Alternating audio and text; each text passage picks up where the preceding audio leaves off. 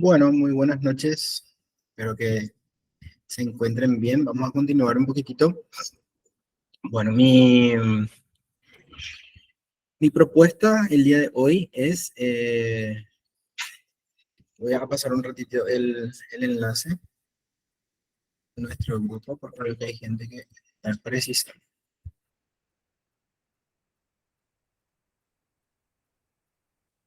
Gracias a todos los que mandaron ya antes de que yo entre.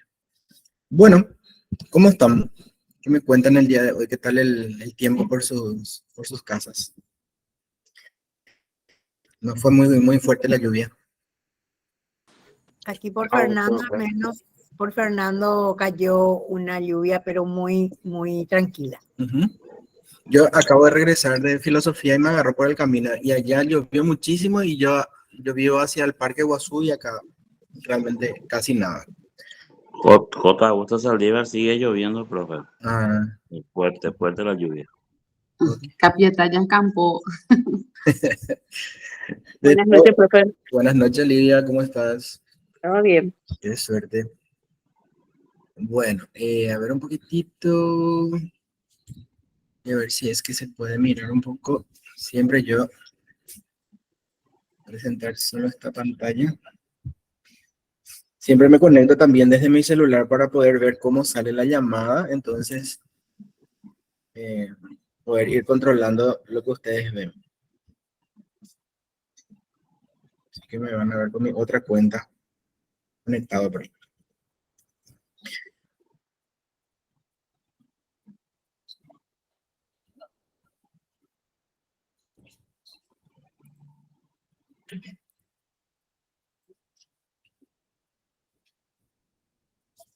Bueno, vamos a terminar un poquitito. Les estaba comentando que el objetivo que yo tengo hoy es terminar de hablar un poquitito de estos ejemplos. Con estos ejemplos de actividades del aprendizaje, estamos ya contextualizándolas, porque ustedes están definiendo cuándo, cómo, dónde la utilizarían, y estamos discutiendo algunos puntos que tienen que ver con sus características. Entonces van a ver que en el repaso teórico, yo estoy tratando de establecer como una línea de base porque la mayoría de ustedes ya saben más que yo esto. Entonces estamos yendo de atrás para adelante en el sentido de que son ustedes los que están determinando acá el contenido.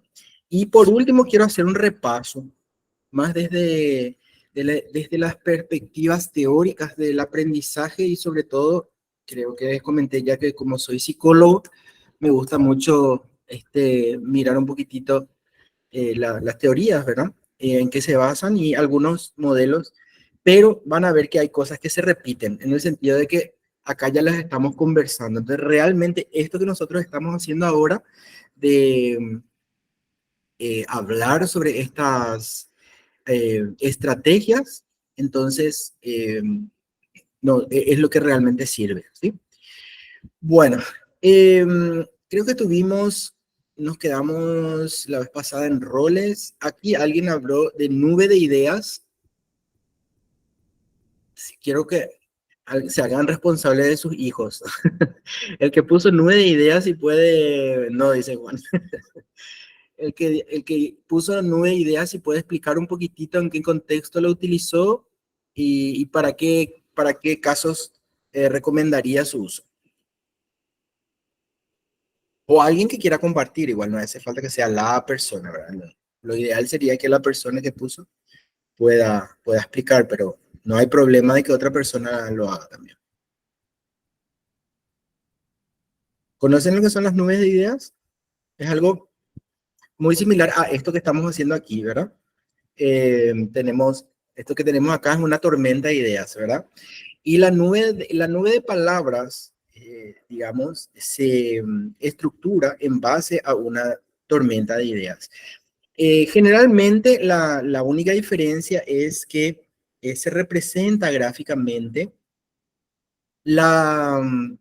¿cómo se dice? La frecuencia con que aparece una misma idea. Entonces, ¿qué es lo que se hace? Se va conglomerando o se va uniendo aquellas ideas que tienen relación y se saca una idea y lo que se marca en esta nube de palabras por ejemplo, es, se da intensidad a aquella palabra que marca el concepto que estoy queriendo marcar como más significativo, ¿sí? Voy a ver si es que acá puedo mirar una nube de palabras para que podamos mirar mucho mejor. Aquí está.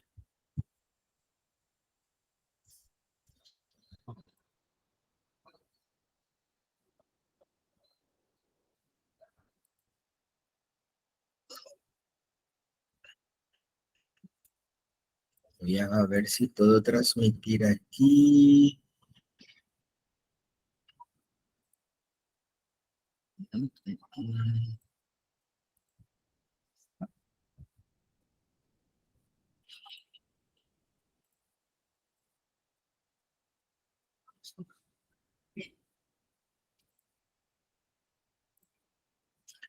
Cancelo un ratito mi cámara para tener mejor audio.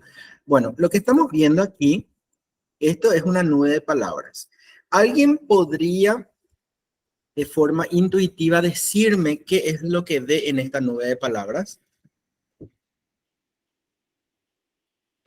¿Cómo interpretaría esta nube de palabras? Y dependería del contexto, profe, por el hecho de que ahí lo más resaltante es Educación 3.0, Sí. y sería que ya hubo una primera versión, una segunda versión, y hay algo más que se le tiene que complementar a partir de recursos, experiencia, formación y más cuestiones. Excelente. Bien. Entonces, en este caso en particular... Hay una compa levantó la mano y justo ya Sí, hablé. Nilsa, adelante por favor. Perdón. ¿Te escuchamos? ¿Nilsa? Sí, justamente el compañero ya comentó lo que yo quería decir, ¿verdad? Que se hablaba de la educación 3.0 y lo que se hacía falta, según esto, nube, ¿verdad? Para poder llegar a esto. Bueno, en esta nube lo que nos muestra realmente, van a ver que hay conceptos, todos los conceptos están relacionados entre sí. Esta es una primera cosa que es importante entender. Y por otro lado, acá la clave para poder entender el significado es, digamos, el tamaño de esas palabras. Entonces, para poder entender, generalmente esta es una estrategia que se utiliza para poder analizar el discurso. Por ejemplo, cuando vamos a analizar no sé si esto, una entrevista, entonces lo que hace el programa es detectar, por ejemplo, cuántas veces se habló de educación 3.0, cuántas veces se habló de formación. Entonces, ¿qué es lo que nos ayuda a hacer el programa? Nos ayuda a poder identificar cuáles son las ideas que se lanzaron o cuáles son las ideas que tuvieron mayor frecuencia, ¿sí? Entonces, eso quiere decir que aquellas palabras más grandes son las palabras que más personas mencionaron. Si nosotros esto transportamos y mezclamos con la idea de la lluvia de ideas o del brainstorming, de la tormenta de ideas, ¿cómo aplicaríamos entonces? Vamos a aplicar, vamos a hacer, vamos a combinar. Sí, adelante. Profe, discúlpame. Me perdí tu pregunta principal para todo Sí, este Luz. tema. Bueno, voy a volver a Por plantear. favor, Estuvimos mirando la estrategia de la tormenta de ideas, ¿verdad? O lluvia de ideas, que un poco es lo que estamos usando cuando miramos aquí nuestras estrategias, ¿sí? Vamos a entender que esto es tormenta de ideas o lluvia de ideas. ¿Cuál sería la diferencia entonces entre esta propuesta y esta propuesta? Esta propuesta nos muestra entonces cuáles son las ideas que tienen mayor vez, que fueron mencionadas en mayor tiempo, mayor veces, mayor porcentaje, ¿sí? Entonces, si yo tengo ya una tormenta de ideas, lo que puedo hacer ahí es ver cuáles son las ideas coincidentes y voy sumando. Entonces, aquellos conceptos que son mayormente mencionados van a estar con una letra más grande. ¿Se entiende? Entonces, ¿qué es lo que nosotros estamos haciendo? Esta vendría a ser como como un análisis ya de la tormenta de ideas. ¿Sí? La tormenta de ideas, fíjense que todos están por igual. Acá no hay ideas que se dijeron más veces, no hay ideas más importantes, menos importantes, iniciales, finales. Acá nosotros no tenemos, digamos, mayormente un orden. Sin embargo, acá sí hay un orden y el orden está dado por el tamaño de las letras. ¿Se entiende esto? Eso es nube de ideas. Pero no, la pregunta luego no, creo que tampoco yo capté. La pregunta era, esto que ya respondí ahora, a partir de una tormenta de ideas, ¿cómo generar una nube de ideas? Una nube de palabras, ¿verdad? La nube nos da el orden, fíjate, acá hay un orden. ¿Cómo yo veo el orden? Por el tamaño de las letras. Sin embargo, en la tormenta de ideas no veo todavía orden. Por ejemplo, cuando estamos haciendo un diagnóstico de una situación, ¿verdad? Le podemos pedir a cada persona que anote en un papelito cuáles son los 3 problemas que considera son más importantes de resolver en su curso. Y van a poner, y después, obviamente, van a haber coincidencias. Y las coincidencias vamos a poner todas juntas. Entonces, aquella idea que mayormente se mencionó va a tener la palabra más grande. Eso vamos a ver ahora en multimedios didácticos. Vamos a mirar que hay un programa que me ayuda a que yo pueda poner, por ejemplo, un documento y me hace ya el cálculo de cuántas veces se mencionó o se habló de esa idea y ya me saca la nube de palabras. ¿Sí? Es un análisis cualitativo de la cantidad de palabras. Estudio de casos, ya mencionamos mapas mentales. Y acá quiero... ¿Cualitativo? No es ¿Cómo? cuantitativo por la cantidad. Cualitativo, sí, basado en la cantidad, pero es las temáticas que salen son temáticas de orden cualitativo, las variables que vas a analizar porque van a ser determinadas por los alumnos. No es que vos ya le das a los alumnos una consigna y no es que vos le pones unos problemas y vos le decís de estos problemas, diga cuál considera que es el mayor. Sino Ya, que vos le estás diciendo, ustedes establezcan. Y a partir de ahí entonces es cualitativo. Ok, ya. Bueno, quiero detenerme en mapas mentales porque acá hay una, digamos, confusión bastante interesante que yo creo que tenemos que dilucidar, ¿verdad? Y es justamente lo siguiente. Solemos estar tentados a utilizar 2 conceptos que son primos hermanos como sinónimos y justamente no son sinónimos y quiero mostrar un poquitito. Y tiene que ver con el mapa mental y con el mapa conceptual, ¿sí? ¿Alguien me puede decir cuáles consideran que son las diferencias fundamentales entre estos primos hermanos que sirven también para poder analizar una situación, analizar un texto, analizar una teoría, pero el resultado es distinto? Sí, Juan. Uno presentaría un flujograma, profe, con diferentes niveles y otro de una idea principal saliendo subideas con algunos conceptos u variables, vamos a decirle. Muy bien, un orden entonces. Un orden, hay un orden de importancia. ¿Y acá en cuál de estos dos vemos que hay un orden de importancia? En el mapa conceptual, profe. Excelente, muy bien. Entonces, el mapa mental, como dijo Juan, es a partir de una idea que voy a poner en el centro, yo puedo hacer crecer alrededor, digamos, con otras subideas y irlas desarrollando. Por lo tanto, cada mapa mental va a ser igual al orden mental que yo tengo en mi cabeza, ¿sí? Entonces, obviamente cada persona que haga un mapa mental va a ser diferente su mapa mental de otra persona porque se plasma el orden con el que entiende una situación. Sin embargo, el mapa conceptual implica hacer un análisis y ir de lo general, ¿sí?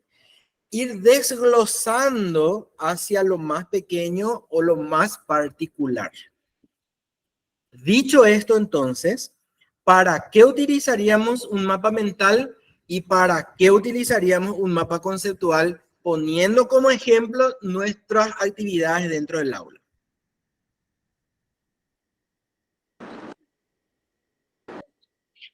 Profe, en mi caso, por ejemplo, yo soy informático y nosotros al principio de la carrera tuvimos una materia que se llamaba algorítmica. Sí. Y hacíamos diagramas de flujo. Se llama un método que estudiamos que sería seguir un orden de cómo vos te vas haciendo el proceso. Y es casi parecido a un mapa conceptual, más o menos por ese lado. No sé si me expliqué bien. No. Yo me quedé en algorítmica y después ya no, se cortó el sonido. A lo mejor es mi internet. ¿Podrías volver a reiterar? Que dijiste que tenían una materia que se llamaba algorítmica y hasta ahí tengo registrado. Sí, teníamos una materia que se llamaba algorítmica y en esa materia dimos el diagrama de flujo, se llama lo que estudiamos, que sería, así como el mapa conceptual, sería seguir un orden de ciertas cosas. Un ejemplo así para que se entienda. Quiero cocinar un huevo duro. ¿Qué necesito? Necesito huevo, fuego. Si no tengo huevo, me tengo que ir a comprar el súper. No encuentro en el súper, tengo que ir a buscar de la despensa. Es seguir un orden hasta conseguir un fin. Sí. Eso sería, no sé si es muy parecido al mapa conceptual o no. Sí, en realidad por el tema que hay un orden y hay un flujo se parece al mapa conceptual. ¿Alguien más que me quiera indicar en qué momento utilizaría el mapa mental y en qué momento utilizaría el mapa conceptual? Cintia. Tu micrófono, Cintia. No te escuchamos.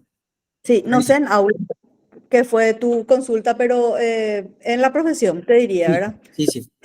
Se plantea un caso, a mí me parece que ahí empieza el mapa mental, porque sacamos todos los datos del cliente, de los papeles que nos trae, y ahí el cerebro empieza, aunque vos estés haciendo otra cosa, a trabajar, ¿verdad?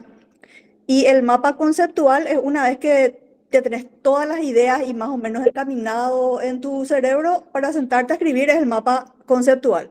Porque ahí sí ya hay una jerarquía en el sentido de un orden que hay que llevar. O sea, para que vos entiendas el orden, tenés que tener un conocimiento de todo el panorama, ¿verdad? Entonces, acá está la clave. Por ejemplo, acuérdense siempre que vamos a tratar de, cuando hablamos de los momentos didácticos, estamos hablando de 3 momentos, ¿verdad? La presentación, el desarrollo y la evaluación o el cierre. Esto es, vamos a decir, parte del vocabulario técnico que deben manejar.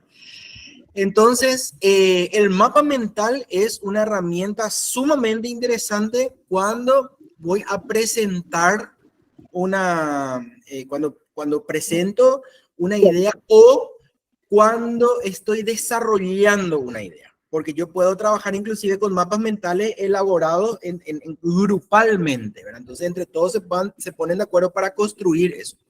Pero esto que dijo Cintia es elemental para poder entender la diferencia, porque para construir un mapa conceptual yo necesito un orden y para entender ese orden yo necesito conocer en totalidad, o sea, que el mapa conceptual me va a servir ¿para qué momento?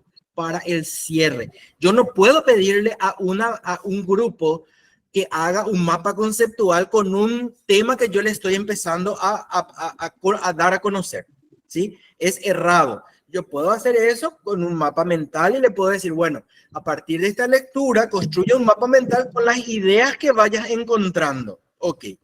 Ahora, cuando conversemos, cuando teoricemos, cuando hablemos de todo el fenómeno en sí, ahí recién el alumno, el estudiante va a tener la capacidad de poder establecer órdenes jerárquicos entre temas y subtemas. Entonces, este es un punto que yo quiero hablar porque muchas veces se toman como si fuese sinónimos y no son sinónimos. Justamente acá en la presentación, yo no quiero leer la presentación tanto porque en la presentación yo ya les alcé en el aula virtual y van a tener ahí, pero fíjense que lo que ustedes ya dijeron, el pensamiento es radiante, o sea, del centro hacia afuera en un mapa mental. Y en un mapa mental yo voy a construir de acuerdo a lo que yo voy encontrando y cómo voy organizando la información. No hay relación obligatoria entre elementos, se pueden usar líneas, colores, palabras, símbolos, son personalizados y se utilizan como recurso para lluvia de ideas, pensamiento crítico. Por lo tanto, los mapas mentales son más creativos, intuitivos y subjetivos. Esto es un mapa mental. Fíjense, la idea principal, temas y subtemas, ¿sí? Ahora, esto es un mapa mental también. Ustedes ven que inclusive podemos tener varios tópicos. Todos los que son redondos son los tópicos considerados importantes y a partir de ahí empieza a irradiarse lo que vamos encontrando. Bien, esto no se preocupen por tomar nota porque tienen todo en el aula. O sea, toda la presentación tienen en el aula para descargar y utilizar a sus anchas. Ahora, en mi caso, profesor, yo tomo nota porque si no, no grabo lo que escucho. Está bien, Cintia, está bien. Yo les digo nomás para que no se preocupen de eso. Yo sé que hay gente que aprende tomando nota. En ese caso es diferente, ¿verdad? Bueno, sin embargo, los mapas conceptuales representan una jerarquía de conceptos. Número uno, siguen un esquema lógico y hay una cuestión interesantísima que la teoría de la construcción de mapas conceptuales no exige, y es que en los palitos con que unimos las ideas superiores con las inferiores, tiene que haber una palabra enlace, ¿sí? que indica la relación entre esos conceptos. Y fíjense, por ejemplo, cómo sería la estructura, ¿sí? Empieza aquí arriba, entonces,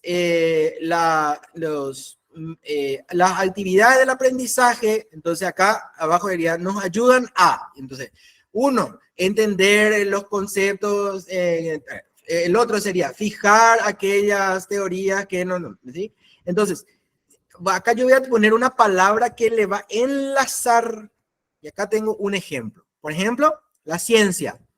Generalmente, no siempre las palabras son verbos, pero generalmente son verbos. Por ejemplo, la ciencia es conocimiento, el cual es explicativo, el cual es sistemático, el cual es predictivo, el cual es dinámico. Y todos estos hablan de la realidad, ¿sí? La ciencia también, si vamos por otra rama, utiliza, acá está la palabra enlace, el método o un método. Y este método establece dos cosas. Por un lado, un procedimiento organizado y por otro lado, la planificación. Y ambos elementos ayudan a explicar qué cosa, la realidad. ¿Sí? Entonces, fíjense que la estructura del mapa conceptual tiene que tener esta relación. ¿Sí? Eso nomás quería antes de avanzar. Bueno, después tenemos la gamificación. Ustedes estuvieron viendo, la gamificación es toda un área de lo que es la pedagogía. Con el profesor Milson, sobre todo, estuvieron ya probando. Vamos a ir mirando algunos otros elementos también cuando demos multimedios didácticos. El trabajo integrador. Vamos a mirar un poco acá. ¿Qué entendemos por trabajo integrador? Y le vuelvo a pedir al padre o la madre de esta tarjetita que explique un poco el trabajo integrador. ¿A qué se refirió con trabajo integrador?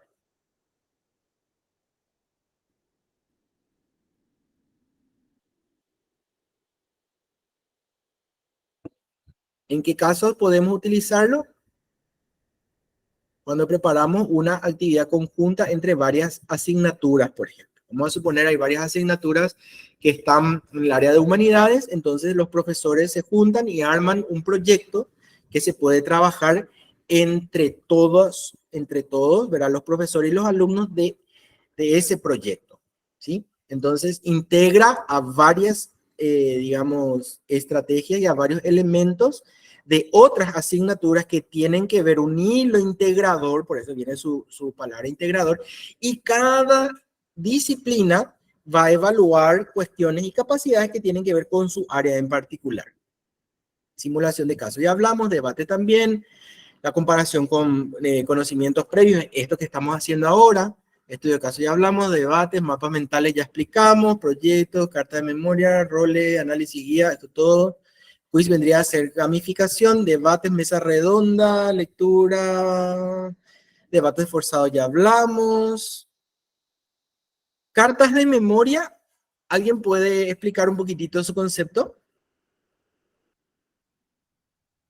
Cartas de memoria. Que supongo que son estas mismas flashcards. ¿Alguien que explique flashcards? Parece que no merendamos hoy. Parece que no merendamos.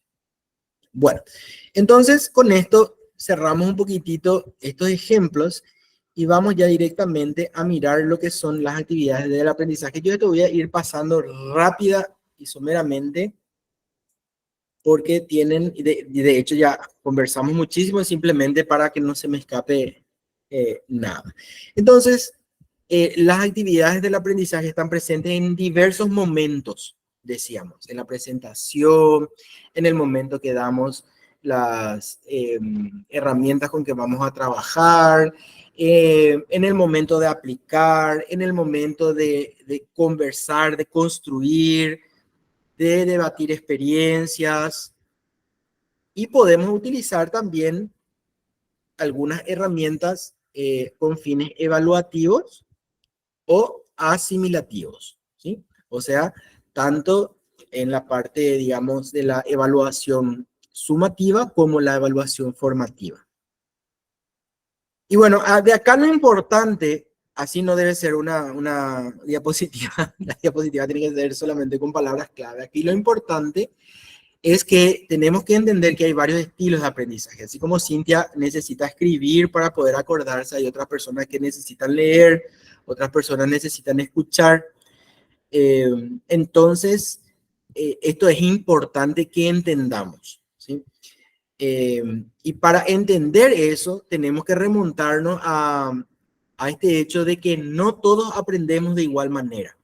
Entonces, aquí tengo un poco basado en la teoría de las inteligencias múltiples, que muestra que las personas aprendemos de forma distinta, algunos mirando, otros estudiando solos, otros estudiando con otros tienen mayor facilidad para las situaciones lógicas, otro aprende moviéndose, ¿verdad? Otro aprende explicando y otro aprende escuchando. Una cosa importante que tenemos que entender es que nosotros no estamos supeditados exclusivamente a un estilo de aprendizaje. Todos tenemos de todos los estilos, pero tenemos desarrollado algunos más que otros. ¿Bien? Y bueno, por ejemplo, esto nos dice el psicólogo Howard Gardner, que fue el que propuso la teoría de las inteligencias múltiples, y esto en base a que anteriormente los psicólogos habíamos desarrollado test que medían qué cosa, el famoso coeficiente intelectual. Entonces se medía el coeficiente intelectual y esa era una medida estándar de lo que vendría a ser la inteligencia. Sin embargo, después se empezó a observar que en base a esto había personas que quizá no eran tan brillantes en sus test de inteligencia, pero que tenían mayor facilidad para dirigir equipos o tenían mucha facilidad para adaptarse a situaciones cambiantes. Y sobre todo esto empezó a, digamos, a notarse cuando los psicólogos tuvieron parte en todo lo que tiene que ver con el ámbito laboral. Lastimosamente, la psicología empezó a desarrollar sus herramientas para medir la inteligencia y para poder establecer dónde una persona era más capaz en la Segunda Guerra Mundial, para decir, bueno, esta persona va a estar mejor en un batallón, esta persona va a estar mejor en el equipo de inteligencia, esta persona va a estar mejor en la parte de atención, para reclutar a las personas. Y este mismo espíritu es lo que le movió a la psicología, pero ya dentro del área laboral, luego de la revolución industrial, para poder hacer más efectivo a los grupos humanos. Este teórico en particular, David Kolb, desarrolla la teoría del aprendizaje basado en la experiencia, y él plantea, no hay una teoría, hay varias teorías, pero esta persona en particular plantea 4 estilos de aprendizaje: el convergente, divergente, asimilador y acomodador. Y vamos a mirar un poco. El estilo convergente tiene que ver con aquellas personas que son hábiles para la aplicación de ideas y situaciones concretas, y prefieren experimentar y aplicar, y se destacan en encontrar soluciones únicas a situaciones, digamos, situaciones concretas. Ejemplo, resolver problemas matemáticos aplicando fórmulas. Entonces hay personas que son muy hábiles en esto, sería del estilo convergente. El estilo divergente son personas más imaginativas, integran la observación con la experiencia, generan ideas de lluvia y opciones, prefieren trabajar en grupo y escuchar a otras personas que piensan diferente. Un ejemplo sería actividades artísticas grupales como obras de teatro. El estilo asimilador se refiere a aquellas personas que aprenden mejor razonando inductivamente y creando modelos teóricos. ¿Sí? Para ellos, por ejemplo, de lo que hablamos ahora, los mapas mentales serían un recurso, mapas mentales y mapas conceptuales, un recurso interesantísimo para repasar, sobre todo en el caso de los mapas conceptuales, aquellas ideas que tienen una nueva acomodación en la mente, los nuevos conceptos. Les interesa pensar en ideas más abstractas que en personas, y lo que sería un ejemplo es analizar un caso hipotético aplicando un marco teórico. El estilo acomodador sería el último estilo. Aprenden rápidamente de la experiencia manejando tareas y problemas nuevos, y prefieren la experimentación, el riesgo y la acción. Por ejemplo, proyectos prácticos como diseñar programas o una aplicación. Luego viene el otro modelo, que es VAK, que significa Visual, Auditory y Kinesthetic en inglés, que es sería visual, auditivo y kinestésico, y es una teoría desarrollada por Neil Fleming. Él dice que los docentes, sobre todo, tienen que ver cómo aprenden sus alumnos para poder brindarle estimulación adecuada a cada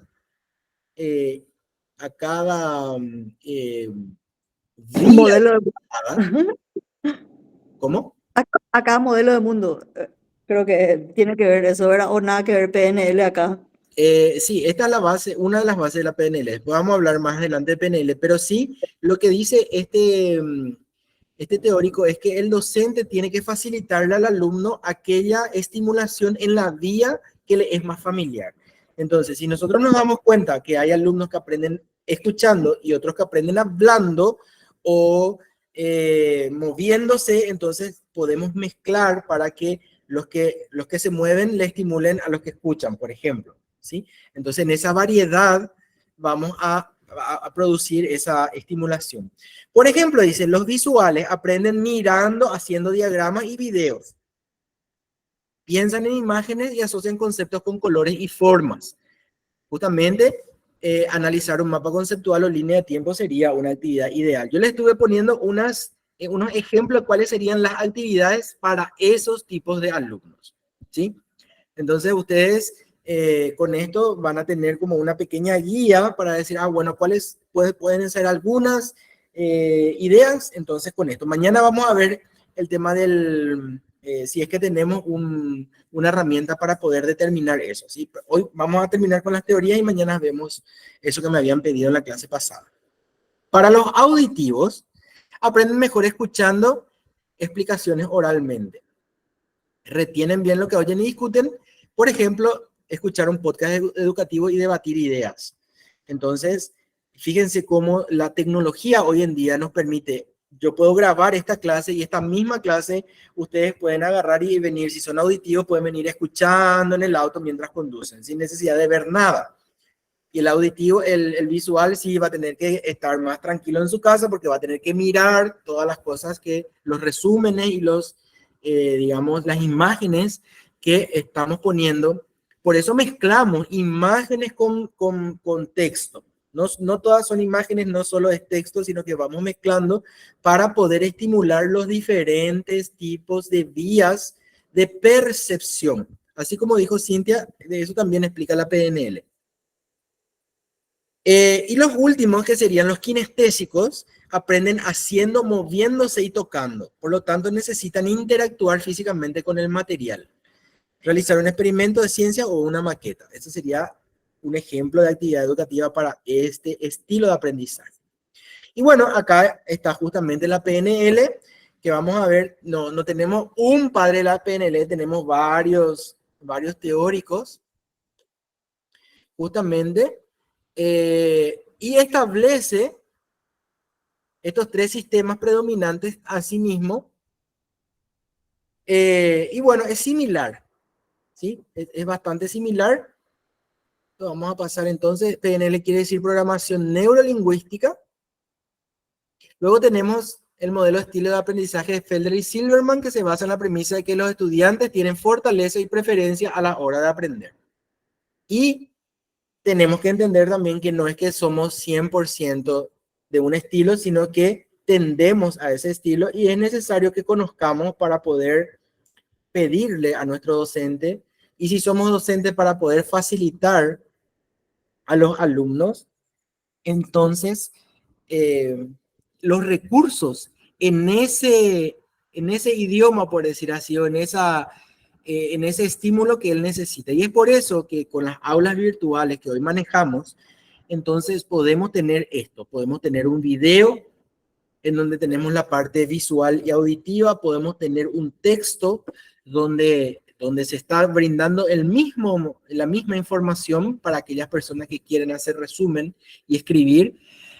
Y también siempre que necesitamos tener alguna actividad de hacer, ¿verdad? Para los kinestésicos, ¿verdad? Sentarse a hacer algo es sumamente interesante. Y esto es importante que entendamos para que cuando nosotros estemos trabajando, ya sea en un aula virtual o en un aula presencial, podamos estimularle y desafiarle a los alumnos en aquellas cosas que a ellos les gusta, o con esos recursos que a ellos les son familiares y les gusta acceder, ¿sí? Entonces, un aula tiene que estar siempre enriquecida, no solo libro, no solo texto, no solo video, no solo audio, sino que tenemos que tratar de tomar esto y crear un ambiente holístico que tenga en cuenta los diferentes tipos de estilos de aprendizaje, porque recordemos que no es que va a entrar todo por una vía, sino que en varias vías se va a distribuir esa preferencia, y entonces a través de cada vía vamos a estar incorporando una manera más de poder llegar a desarrollar eso que queremos, ¿sí? Entonces, tratar eso de que nos sirva empáticamente para poder adaptar nuestro curso o nuestro ambiente virtual o nuestro ambiente de aprendizaje presencial al grupo curso que nos toca. Sí, Cintia. Quiero contar cómo yo aprendí PNL. Sí. Cortito. En una compañía estaba trabajando y me tenían que traer carpetas para revisar. Cambió el sistema, o sea, de pasar todo en papeles, hace 6, 7 años más o menos, evitando papeles, sistema. No conseguía yo analizar nada con el sistema. El jefe, que era el encargado que me tenía que traer las carpetas, ¿verdad? Venía, se sentaba conmigo y me pasaba la carpeta. Yo tocaba esa carpeta, por esto que dijiste de tocar. Tocaba la carpeta y ¡prum!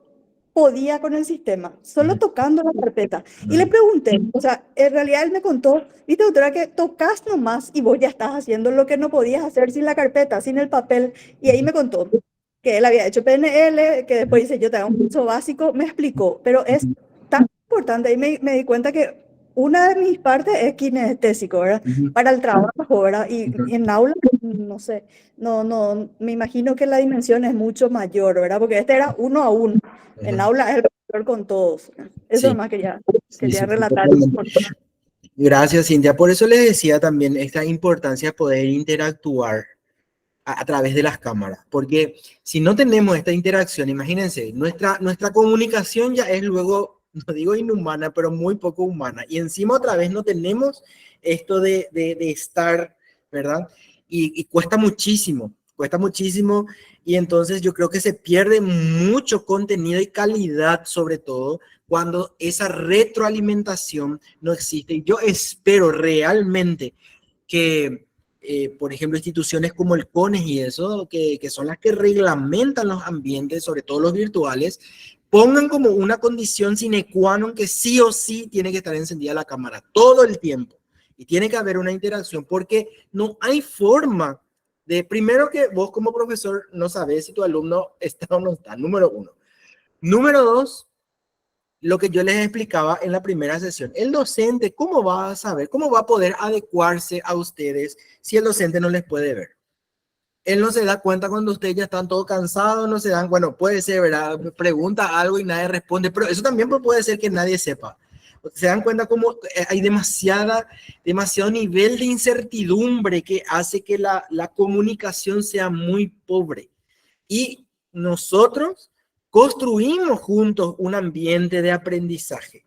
Entonces, si nosotros mismos, si nos hacemos esto de compartir, preguntar, así como en una de las primeras preguntas me dijo la compañera, profesor, yo no entiendo la pregunta que me estás haciendo. Hay veces que nos cuesta darnos a entender.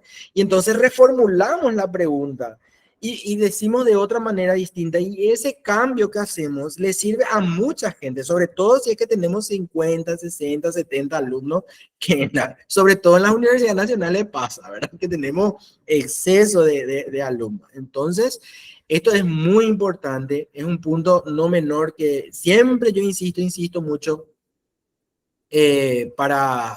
digamos, para poder adaptar.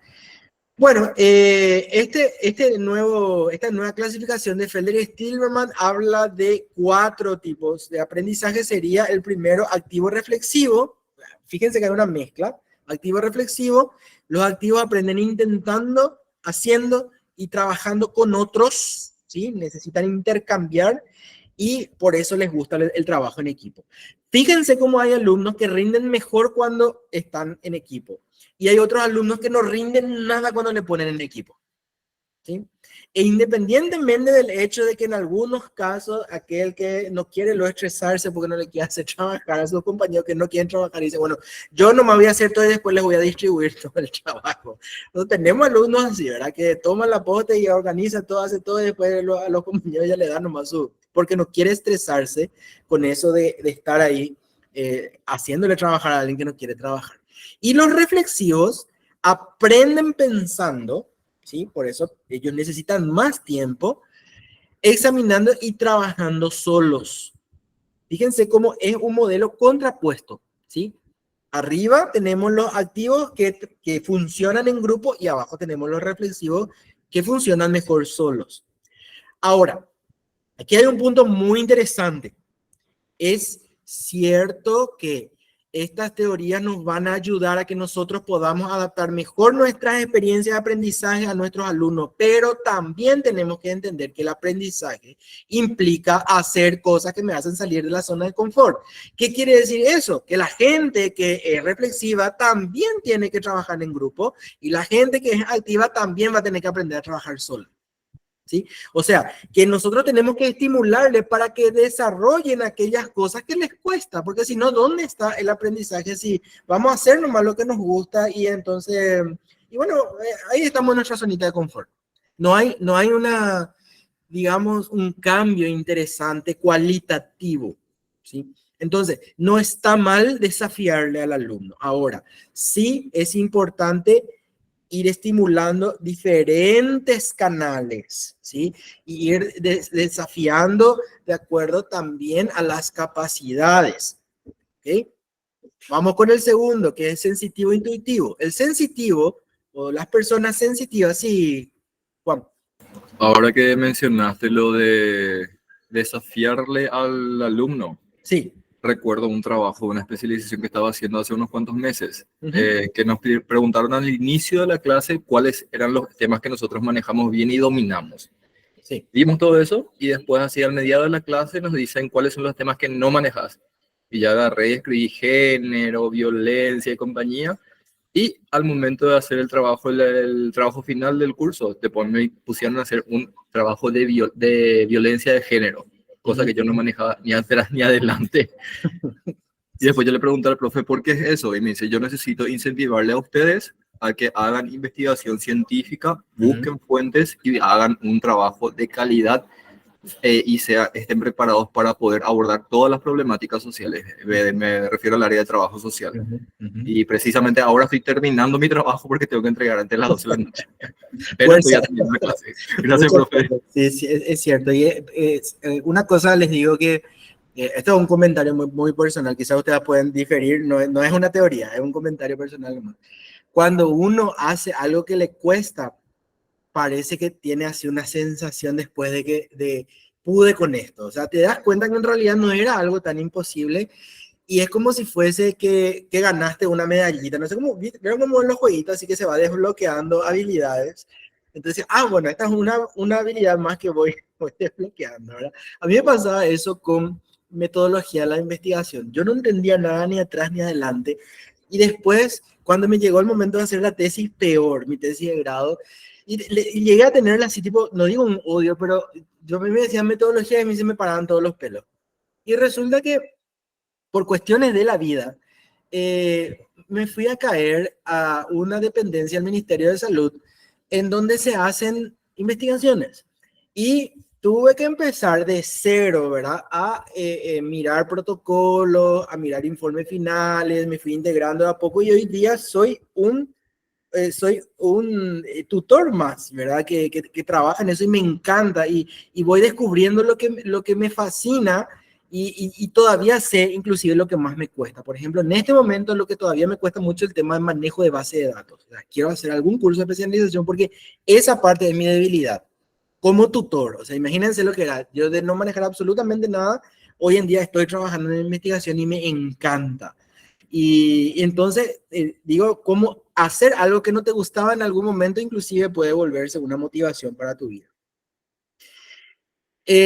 Bueno, sensitivo e intuitivo. Sensitivo aprenden con hechos, analizando datos, detalles y le gustan los ejemplos concretos. Y los intuitivos, sin embargo, aprenden identificando posibilidades, relaciones o teorías y prefieren lo abstracto y lo conceptual. Después tenemos visual versus verbal. Los visuales aprenden con imágenes, diagramas gráficos y recuerdan mejor lo que pueden ver. Y los verbales aprenden con textos escritos y explicaciones orales, retienen mejor las palabras. Como Cintia, por ejemplo, que si escribe se va a acordar mejor de un concepto cuando escribe con sus palabras. Entonces, aparte de sinestésica, sos verbal, Cintia. A veces ni siquiera la palabra, sino cuadrado, triángulo, recto, ¿verdad? Pero es lo que hace que grabe. Excelente. Van a ver que por eso en un mapa conceptual los conceptos están en unos cuadrados, no están en el aire, ¿verdad? Están en unos cuadrados, justamente porque eso ayuda a que la mente pueda estructurar de una manera un poco más ordenada.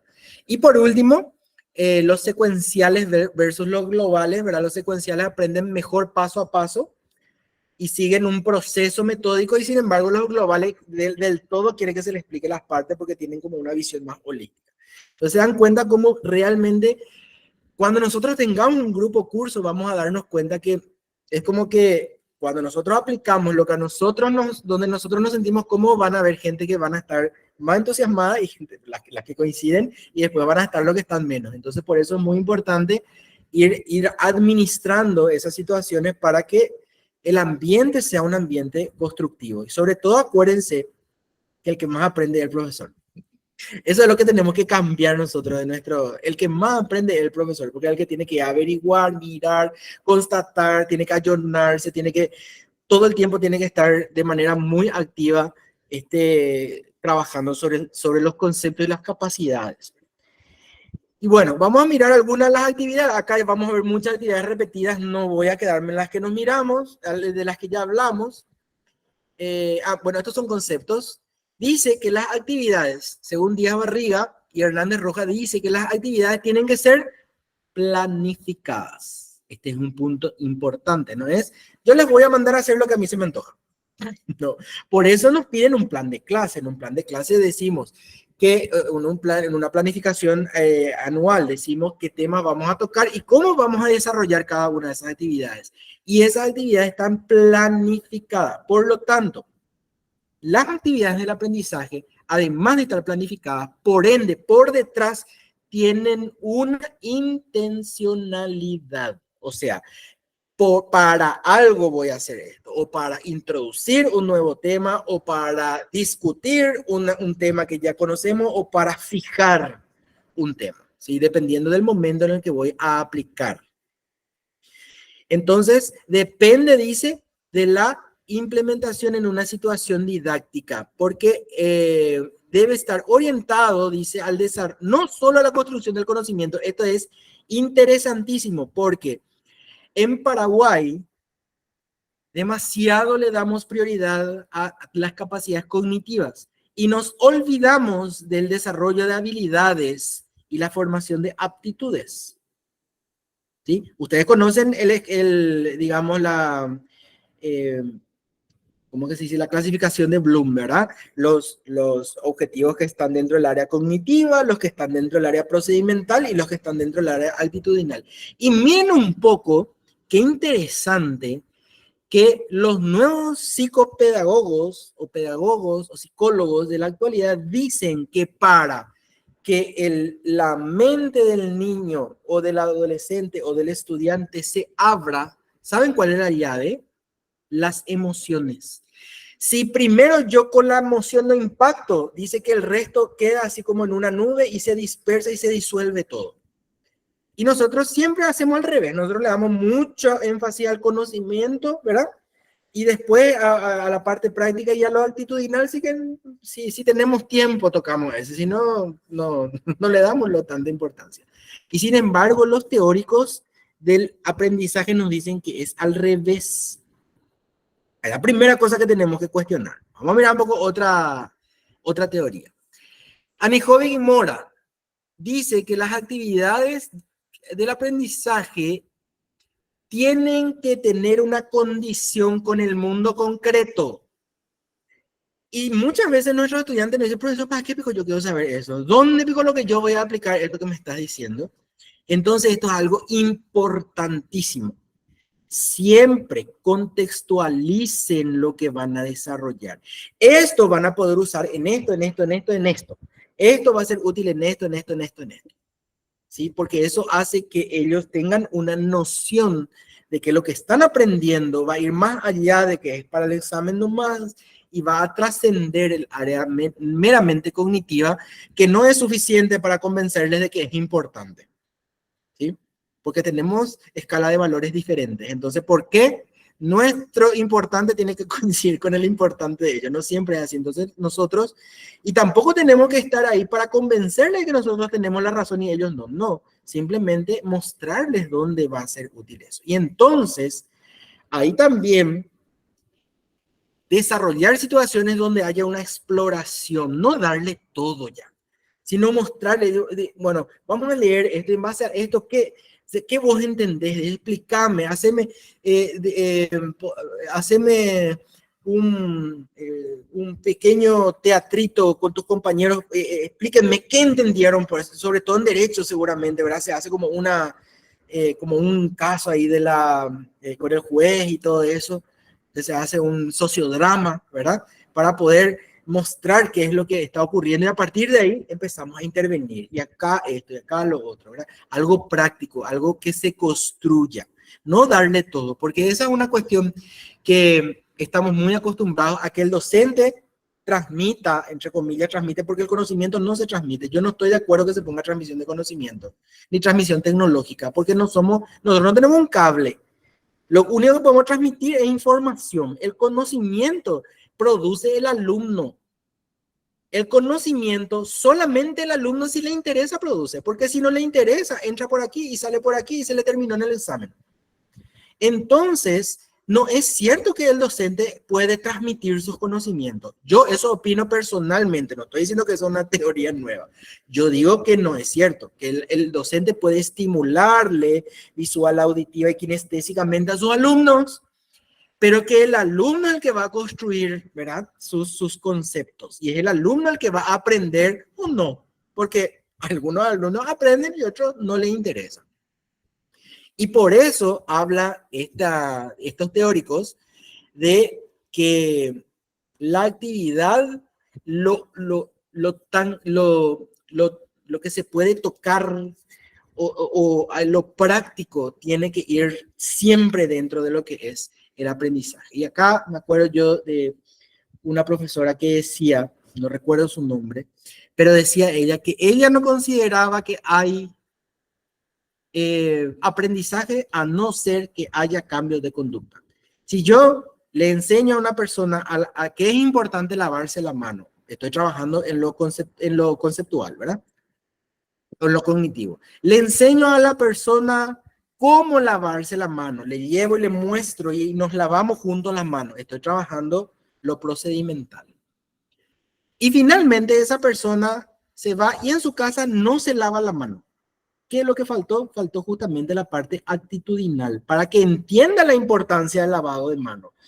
Hicimos la parte cognitiva, hicimos la parte procedimental y nos olvidamos de que esa persona realmente pueda aprender con H intermedia. Aprender quiere decir traer para sí. Y eso ocurre solamente cuando hay un aprendizaje significativo. Y cuando hay un aprendizaje significativo, cuando yo le puedo dar lugar en mi vida diaria, en mi día a día, a eso que aprendí, porque si no, no tiene ningún sentido. Entonces, para estos teóricos tiene que ver la parte práctica, ¿sí?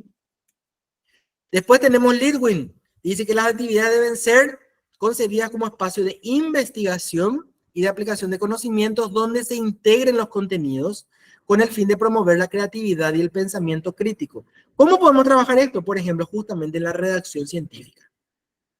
Y ahí le enseñamos a los alumnos a reportar lo que ven, no lo que piensan, no lo que creen, sino lo que ven, la evidencia que van recolectando. Y esto yo supongo que va a ser así en derecho también, Cintia, que yo le enseño a los alumnos a dejar de lado su opinión y a ver los hechos. Esto que yo tengo acá, eso es lo que yo tengo que ir reportando y sobre eso tengo que trabajar, no sobre lo que dice que dijo.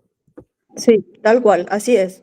Los datos, por eso hace rato, lo que te dice el cliente, después mirar los papeles y después vos hacer tu razonamiento a ver si eso hila, ¿verdad? O va para otro lado. Sí es. Exacto, sí, sí. Entonces, según Lidwin, hay que promover la creatividad, el pensamiento y la autonomía. Esto es muy interesante. Y esto, más allá un poco de, digamos, de este ámbito, quiero nomás hacer una analogía con lo siguiente. Nos suelen, pues, decir a los psicólogos que nosotros nos aprovechamos, pues, del sufrimiento del cliente y cuanto más enfermo haya, mejor para nosotros vamos a tener más trabajo, ¿verdad? Bueno, entonces, ¿qué pasa? Que hay veces que uno le escucha así a gente que dice, yo me quiero al psicólogo, pero el psicólogo nunca lo te larga y te inventa sesiones para poder seguir lucrando contigo. Y bueno, es cierto. Entonces yo les suelo decir a mis amigos, colegas o quien me toca que aquel psicólogo que no trabaja contigo en tu independencia para que vos puedas ser independiente y puedas solito vos estar haciéndote cargo de tus situaciones, entonces no es un buen terapeuta. Porque un buen terapeuta va a trabajar contigo para que en algún momento vos puedas decir, oh, ok, esta mochila es mía, estos recursos son míos y yo ya puedo hacerme cargo. Entonces, yo les suelo decir que esa es una muy buena manera de evaluar si un terapeuta es bueno o no, si es que realmente está apuntando a la independencia o a la autonomía sobre todo del cliente paciente, ¿verdad? Bueno, entonces son esenciales para la construcción de conocimiento, estamos hablando de las actividades del aprendizaje y del desarrollo integral y requieren siempre tienen que estar alineados a nuestros objetivos. O sea, nuestras actividades del aprendizaje tienen que estar alineadas a nuestros objetivos y tienen que ayudarnos a tener un aprendizaje profundo, un aprendizaje significativo y sobre todo tiene que poder trabajar positivamente sobre las potencialidades de nuestros alumnos. Y ahí nosotros vamos a ver que hay alumnos y alumnos y alumnos. Hay alumnos que son muy hábiles para hacer resúmenes, otros alumnos son muy hábiles dibujando, otros alumnos son muy hábiles escuchando y haciendo diagramas. O sea, cada uno tiene su potencialidad. Sí, ¿alguien alzó la mano? Federico. ¿Qué tal, profesor? Muy bien. ¿Cómo estás? Súper bien. Vos sabés que nosotros en Derecho tenemos este grave problema. Yo creo que pasa por el proceso de enseñanza-aprendizaje y es por eso que finalmente el producto que se tiene es horrible y es la ciudadanía la que paga finalmente, ¿verdad? ¿En qué sentido? En el sentido de que lo que nunca se enseñó en ninguna facultad, que yo sepa, ¿verdad? Es que la ley es única, ¿verdad? Para el Paraguay existe una ley que difiere de otras leyes de otros países. Yo creo que a vos te pregunté en la clase anterior, profe, si hay mucha diferencia, o a la otra profe, si hay mucha diferencia entre la educación que se imparte acá y en otras regiones del mundo, ¿verdad? Y la respuesta fue que no fue, sí, fue a la profe, Bueno, entonces, ¿cuál es el problema? Que uno va a un juzgado, a una fiscalía, lo que sea, y te sale el juez o el fiscal, te dice, no, este es mi criterio, te dice.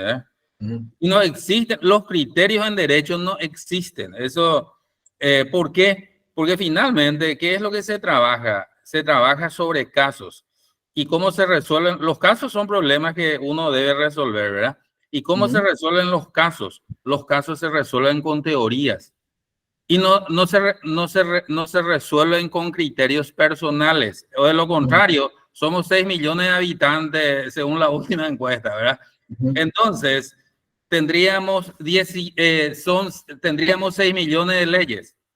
Si es que cada uno va a imponer su criterio. Ese es un concepto totalmente errado que se da muchísimo en derecho y que hace de que el ciudadano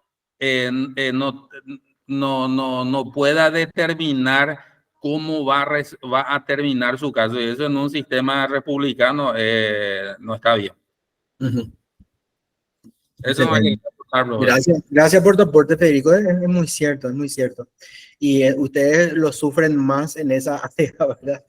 Y después depende otra vez de dónde caiga. Y bueno, ahí tenemos también seguramente jueces con distinta formación, ¿verdad? Y bueno, entonces realmente es algo en lo que hay que trabajar. Yo creo que ustedes, como digo ustedes, pues me animo a decir eso porque están varios abogados aquí, tienen esta obligación moral de elevar la formación de los futuros abogados, ¿verdad? De que realmente ellos puedan tener un mejor criterio, ¿verdad? De que estén con unas condiciones mucho mejor, tal vez, que las que ustedes tuvieron en su proceso de formación. Yo creo que hay varias formas de aprender lo que uno tiene que aprender, y saben que también aprender lo que no queremos y lo que no nos sirve es una forma de aprender también, porque ya sabemos qué es lo que no nos sirve y buscamos más.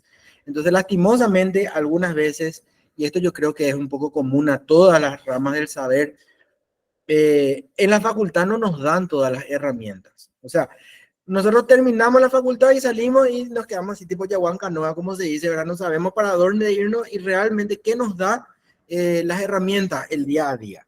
El irnos, equivocarnos, pasar vergüenza, hacer bien las cosas, ¿verdad? Ese ida y vuelta, justamente la retroalimentación con la situación, con los equipos de trabajo, con los compañeros y con los clientes, en el caso de ustedes, nosotros también, porque los psicólogos atendemos personas, es lo que nos va dando las herramientas de trabajo, ¿verdad? Porque por un lado está la teoría, pero por otro lado es, bueno, ¿cómo vas a usar esa teoría en tu día a día?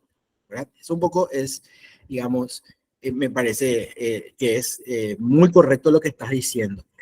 Pero sobre todo, quiero que entendamos que el que debe guiar acá, ¿verdad? Tanto la planificación como la ejecución como la evaluación es el docente, pero bajo la consigna de que el foco el centro, digamos, de esta relación donde se produce la enseñanza y el aprendizaje, tiene que dejar de ser el profesor y tiene que ir paulatinamente migrando hacia el alumno. O sea, el profesor tiene que fomentar en el alumno que sea el alumno el que entienda que él debe crear esas condiciones de aprendizaje internamente, ¿cierto? El docente externamente le va a facilitar ejemplos, le va a poner una presentación linda, le va a dar material para leer, le puede dar videos, todas esas cosas le puede dar, pero el que finalmente va a enfrentarse a esas situaciones y va a poder analizar eso e introyectar va a ser el alumno. Por lo tanto, las actividades están centradas en el alumno, por más que sean propuestas por el docente. Fíjense, acá tenemos una nube de palabras en la forma de una mano. Miren un poco. Habla de TICs, de construcción, de conocimiento, motivación. ¿Cómo son las características de las actividades de aprendizaje? Primero que nada, son activas. ¿Sí? Se hace algo, se piensa, se elabora. ¿Sí? Segundo, se manipula. O sea, tiene que ser algo que yo pueda ir cambiando. Eso yo les dije en la sesión anterior.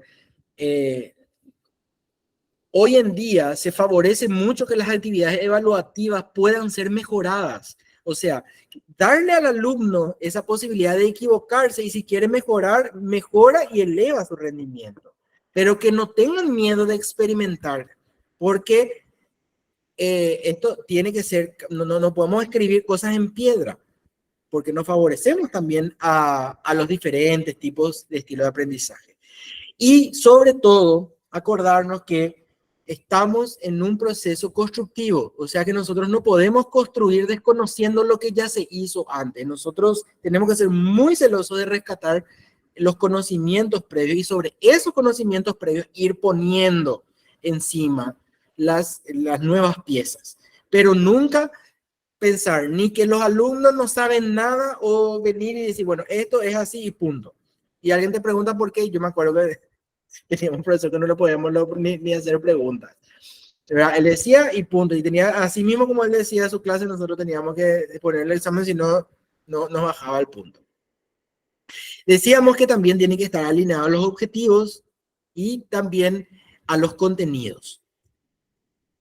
Si es posible, tiene que esto estar orientado a desarrollar capacidades. Y ahí es donde hablábamos del potencial de cada alumno. Cada alumno tiene un potencial diferente, entonces, para que podamos cubrir esa cantidad de potenciales distintos, obviamente tiene que haber una cantidad variada de tipos de actividades de aprendizaje. También que pueda apuntar a la formación de actitudes, ¿verdad? Actitudes, nosotros tenemos las aptitudes y las actitudes. Las aptitudes son aquellas cuestiones necesarias de desarrollar para poder apuntar hacia un, digamos, ¿cómo se dice esto? Hacia un modelo, ¿sí? De perfil, un perfil profesional, pero las personas necesitamos tener ciertas actitudes para poder adaptarnos, para poder aprender, para poder trabajar en equipo, ¿verdad? Son las famosas habilidades blandas, ¿verdad? El tema de poder desarrollar soluciones de conflictos, de poder ser asertivos, de eso ya hablamos también. Todo eso es muy importante, cualquiera sea el área donde estamos trabajando. Entonces, yo creo que es un déficit muy importante de todas las carreras. Muy pocas carreras trabajan en habilidades blandas. Entonces, ¿qué nos pasa? Que muchas veces terminamos la facultad y no sabemos trabajar en equipo. Porque solamente yo tengo mi pensamiento como psicólogo, o solamente como enfermero, o solamente como informático, o solamente como abogado, y no puedo trabajar con otra persona que tiene otra forma de trabajar. Y atender este tema de la diversidad. Decíamos, ser conscientes de que hay varias formas de estimular. Entonces, la diversidad para poder cubrir todos los distintos estilos y los ritmos de aprendizaje. Esto es muy importante porque también en algún punto tenemos que tocar el tema de la inclusividad. Y a Dios gracias, o están desapareciendo las escuelas especiales hoy en Paraguay. ¿Por qué? ¿Por qué existían las escuelas especiales? Porque la gente tenía miedo, y esto es algo muy cultural, porque tenemos miedo a lo que no conocemos, no estoy satanizando, es algo, un hecho. La gente tenía miedo que si su hijo normal se iba a la escuela y estaba un niño con algún tipo de trastorno, que retrase su desarrollo. Y la ciencia demostró todo lo contrario. La ciencia demostró que las personas que tienen algún tipo de retraso cuando están en un ambiente estimulante, con gente ferviente, con gente de distinta forma de pensar, hace que ese retraso mucho más rápido se disminuya su efecto y esa persona tiene mucho más oportunidad entrando en una escuela normal que en una escuela especial. Imagínense lo errado que estábamos, porque nosotros pensamos que le estamos ayudando a chillar a una pobrecita a esa persona que tiene un problema de aprendizaje. Y resulta que le estamos privando de un ambiente estimulante en donde el ambiente le estira. Y ahí sabemos que el ambiente es el que le estira. Él no puede influenciarle a todos sus compañeritos atrasando o retrasando su aprendizaje. Al contrario, los compañeritos le van a estirar para que tengan más posibilidades de estar a la par que ellos. Porque el ser humano de por sí busca adaptarse. O sea, eso es algo inherente que nosotros tenemos. Nos buscamos adaptar a las situaciones. Entonces, la socialización es importante. Algunas veces los papás no quieren sacarle a un niño con algún tipo de discapacidad porque tiene vergüenza. No le lleva a la guardería, no le lleva a jugar a la plaza, le tienen encerrado en su casa y después dice, obviamente esa persona va a tener problemas de desarrollo de aprendizaje porque no está estimulado, no se le llevó, no compartió, no pudo jugar, no hizo ese proceso. Entonces, esto es muy importante, la diversidad. Y por supuesto, las actividades tienen que permitir la evaluación, dijimos, puede ser una evaluación para ver qué tanto se aprovechó o podemos también meterle dentro de este proceso administrativo que a mí no me gusta tanto, ¿verdad? Pero hay que hacer, que es el tema de ir evaluando, ir dando nota, ir midiendo de cierta manera porque lo administrativo así nos lo pide, ¿verdad? Bueno, ejemplos de actividades de aprendizaje entonces. Por ejemplo, para la gente que le gusta sentir, ¿verdad? Desarrollar una experiencia concreta. Por ejemplo, aprender de experiencias específicas y en relación con las personas.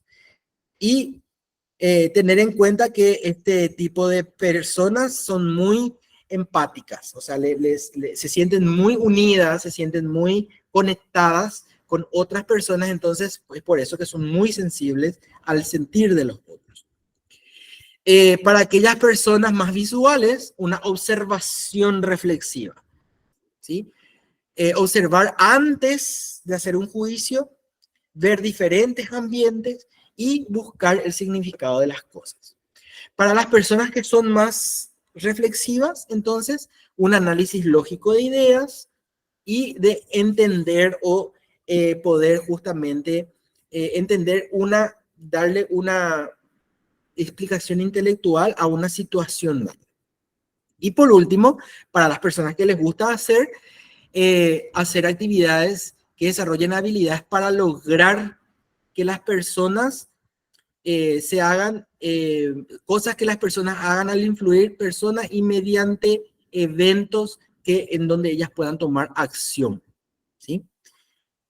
Y bueno, entonces, aquí también quería mostrarles lo que consideramos una secuencia didáctica. La secuencia didáctica justamente habla de estos tres momentos. Fíjense que están implícitos los tres momentos, pero tiene un poquito más de elementos. Por ejemplo, primero que nada, una contextualización para poder ver a partir de qué vamos a empezar a trabajar, ¿sí? Como una línea de base. Entonces, ahí uso unas fuentes o casos o lugares donde voy a traer la información y con eso ya puedo empezar una discusión, foros, debates. Y ahí, entonces, recién empiezo la parte de escritura. Una vez que yo trabajé los conceptos. Algunas veces nosotros tenemos la mala costumbre de entregarle a los alumnos un escrito y le decimos, bueno, haga un resumen de este escrito. No contextualicé, no le doy diferentes fuentes, no discutí nada y le estoy pidiendo al alumno que haga un resumen. ¿Qué aprendizaje le estamos ofreciendo a esa persona? Yo quiero que ustedes se pregunten a ustedes mismos y estén a la vez en el rol de docente y en el rol de alumno. ¿Se dan cuenta cómo es importante guiar todo esto desde el vamos para que realmente haya una intencionalidad? Porque si no, voy a mandarle nomás a hacer tarea, ¿verdad? Hasta que se agote el tiempo, firmo mi libro y me voy. Algunas veces pasa eso. Y por último, una evaluación auténtica. Y todo esto yo puedo trabajar a partir de una pregunta problematizadora. Sí, pero tengo que hacer todo ese paso previo. Tengo que contextualizar, tengo que explicar, tengo que discutir, tengo que hablar y después recién yo le puedo pedir producción al alumno. Y bueno, estos son algunos ejemplos según los momentos didácticos, ya sea de introducción, de desarrollo o de cierre o evaluación, que les puse yo con este análisis. Algunas ventajas y desventajas de estas actividades para que ustedes después sopesen y vean, ah, bueno, esto me conviene mejor aquí, mejor aquí. Entonces, rápidamente para recordar. Por ejemplo, para el momento de la introducción, se suelen utilizar la tormenta de ideas, que se dan cuenta como ahora vamos a bajar a lo teórico, pero ya hicimos todo eso nosotros. Tormenta de ideas, preguntas exploratorias y cuestionarios iniciales. Las ventajas que activan conocimientos previos, podemos recuperar los conocimientos previos a partir de eso, podemos contextualizar por ende el aprendizaje y generan interés porque es algo participativo. Si nosotros de entrada ya le hacemos participar a los alumnos, ellos se van a aprender. Pero si nosotros de entrada ponemos un PowerPoint y nos ponemos a hablar, probablemente no vamos a generar tanto interés. La desventaja con este tipo de actividades es que requieren un buen manejo del tiempo, porque, por ejemplo, si son 70 alumnos y no sé ser expeditivo, puede que llegue el horario de mi clase y yo no terminé, ni no cerré, ni no finalicé esa actividad. Y dejar así en aguas de borraja también no es algo recomendable. Entonces hay que saber manejar muy bien el tiempo.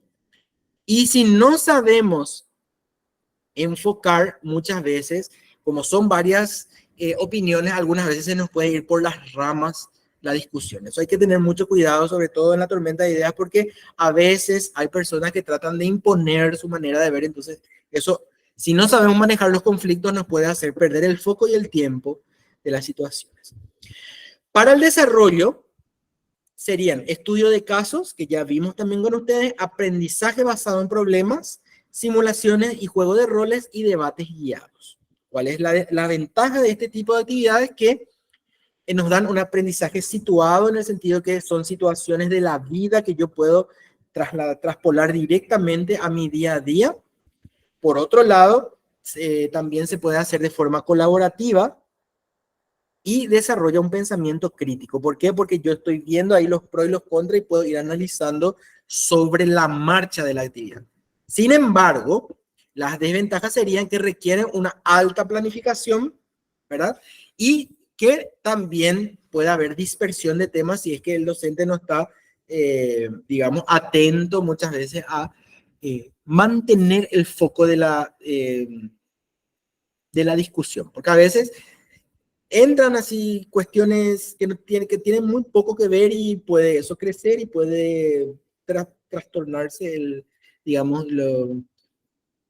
desarrollo de los temas, porque no estoy pudiendo manejar una situación así. Y para el momento de cierre o evaluación, entonces vendría a ser las preguntas recapitulativas, digo bien, los mapas conceptuales, exposiciones grupales y autoevaluaciones. Las ventajas es que podemos verificar los aprendizajes, permite una metacognición, saber que ellos sepan y sean conscientes de lo que aprendieron, ¿sí? Que ellos sepan lo que aprendieron y lo que les falta aprender. Y por otro lado, puedo hacer retroalimentación entre pares. Y la desventaja es que limitan la creatividad y tal vez favorezcan un enfoque memorístico. Entonces, de dónde yo voy a elegir o qué criterios voy a tener para elegir mis actividades del aprendizaje. Y tengo muchos criterios. Primero, ¿qué objetivos tengo? De acuerdo a cada objetivo, voy a poder elegir el tipo de actividad que favorece la consecución de ese objetivo. Segundo, el contenido. Hay contenidos que se prestan para debate, hay contenidos que se prestan para un mapa conceptual, hay contenidos que se prestan para un sociodrama. Entonces, también depende de lo que desarrollé. Las características de los estudiantes. Decíamos, de acuerdo a cada grupo curso, voy a tener que elegir cuáles son las actividades más indicadas. Las competencias que quiero desarrollar. Por ejemplo, si quiero desarrollar competencias que tienen que ver con el buen desempeño en el consultorio, entonces voy a trabajar, por ejemplo, sociodrama, en donde puedo ver al psicólogo y al paciente interactuando y poder ir conversando sobre eso. Entonces, de acuerdo a qué competencias quiero desarrollar, también voy a elegir el tipo de actividad.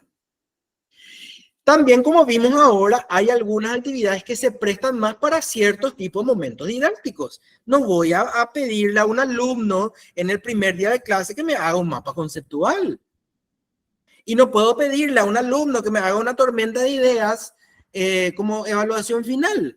¿Verdad? Tiene que haber una lógica. Por eso es que están, vamos a decir, distribuidas cada una de las actividades de acuerdo un poco a los momentos. Y también los recursos disponibles. Imagínense que ustedes tienen un montón de herramientas y aplicaciones y sus alumnos no todos tienen teléfono de alta gama y no todos tienen internet. Entonces, yo voy a tener que adecuarme al tipo de alumno que tenga, porque si es que no tienen todos acceso a internet, voy a tener que ver qué hacer con los que no tienen acceso a internet. Por ejemplo, a la infraestructura de la institución también. Eso también es otro criterio. Entonces, esta adecuada selección de actividades requiere que el docente mire todos estos criterios para poder elegirlo de forma adecuada. ¿Según qué cosa? Según su experiencia. ¿Sí? Y con esto va a poder generar un ambiente propicio y adecuado para el aprendizaje con sus alumnos, no de sus alumnos, con sus alumnos. Porque reitero que soy uno de los que más cree que el docente es el que más aprende. Así es. Bueno, entonces, antes de despedirnos el día de hoy, voy a explicar lo que va a ser nuestro trabajito en el aula. Tienen un trabajito que va a ser, en vez de tener una prueba parcial, entonces hay un trabajito. Y ese trabajito está aquí en el módulo 2. Va a ser en base a estos dos materiales. Miren, acá tenemos el módulo 2 y hay una carpetita que dice materiales de la unidad 1. Perdón. Sí. Donde dice materiales de la unidad 1. Tienen dos elementos.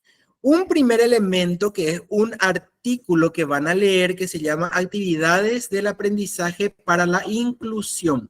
Es cortito, no se vayan a preocupar porque no es una lectura extensa, es una lectura cortita, muy linda. Es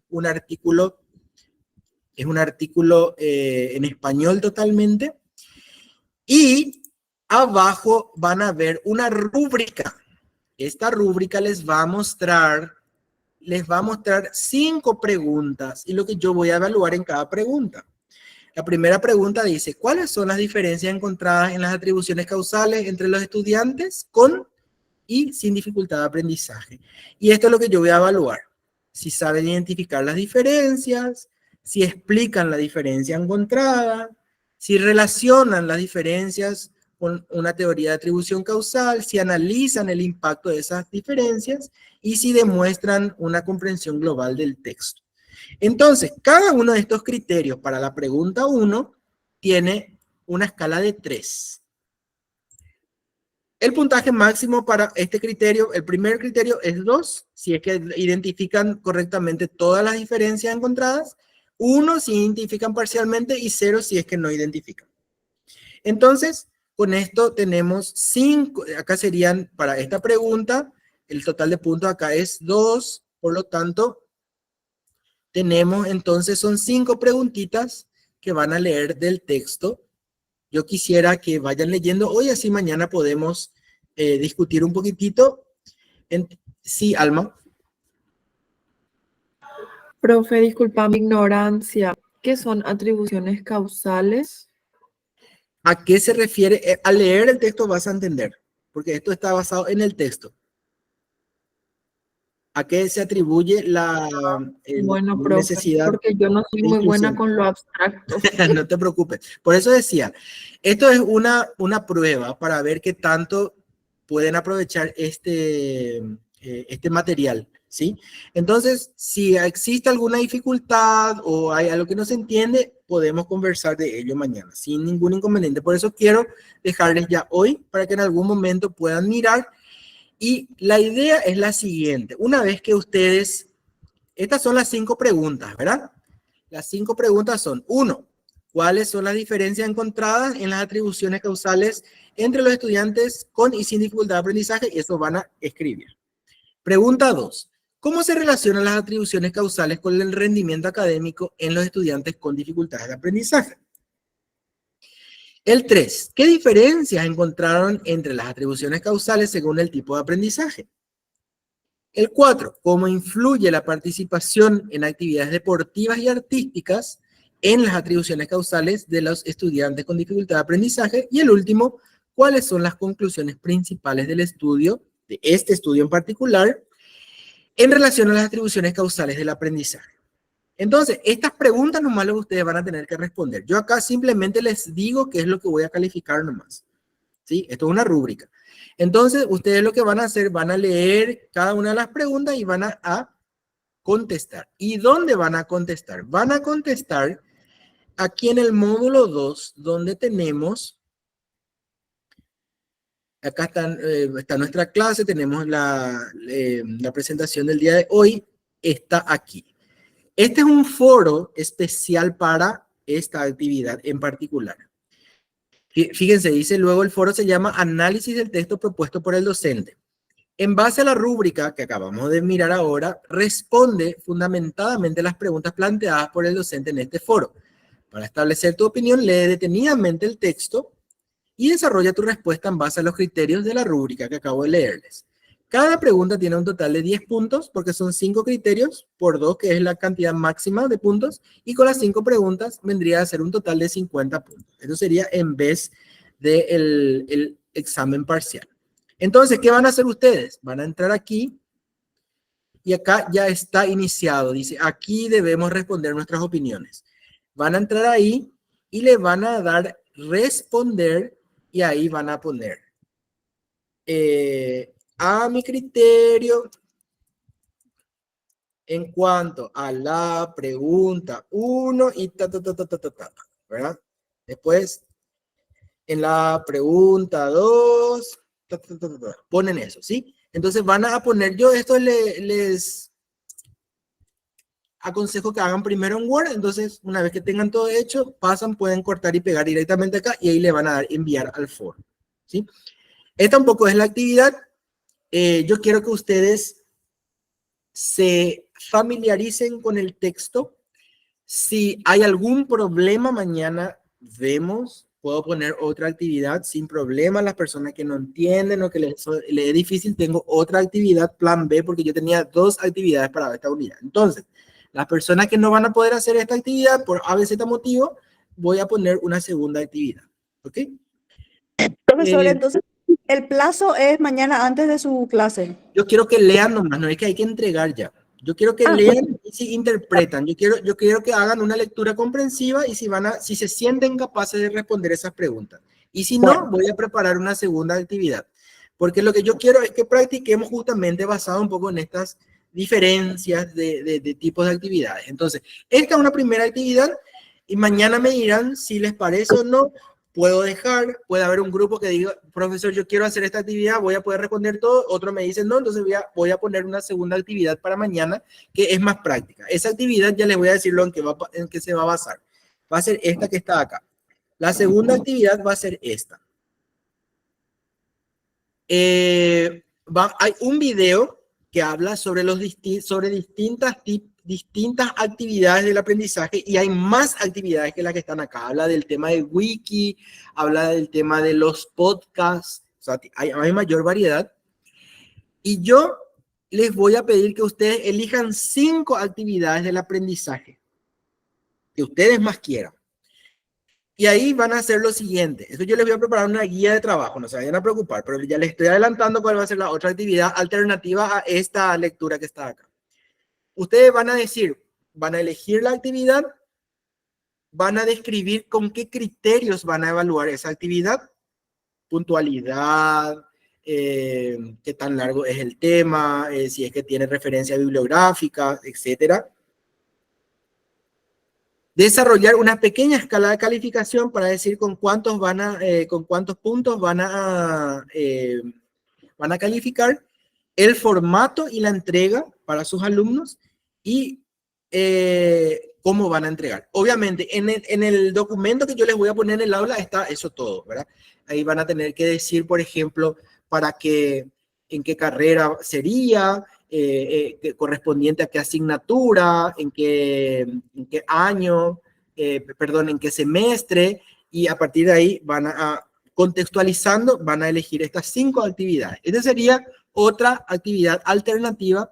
Como tenemos poco tiempo, no puedo poner las 2 actividades. Para mí sería ideal poner las 2, pero como tenemos poco tiempo, vamos a tratar de adaptarnos. Entonces, lean el material que les dejé ahora y mañana vemos, ya va a estar la otra actividad también va a ser alternativa, una u otra. Las que quieran hacer las 2, bienvenidos sean, no hay ningún problema porque yo sé que hay gente que le encanta experimentar.